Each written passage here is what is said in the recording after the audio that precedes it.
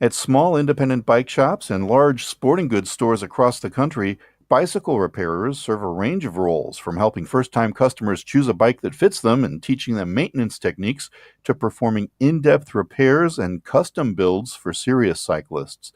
Replacing pedals or tires is usually a simple task that requires few tools and little time, but some bikes require specialized equipment or in depth troubleshooting to diagnose and fix the problem. Some bicycle repairers work only in the repair shop, dealing exclusively with metal, rubber, and grease, but others focus on customer service, educating new cyclists about logistics, providing expert advice about gear and apparel, and even helping advanced cyclists design a bicycle from scratch to suit their specific needs.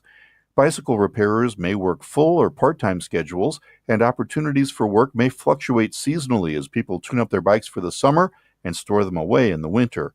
Qualifications needed for bicycle repairer positions may vary from basic personal experience with bikes and a willingness to learn on the job to a few years of bicycle repair experience. Customer service skills are a definite plus.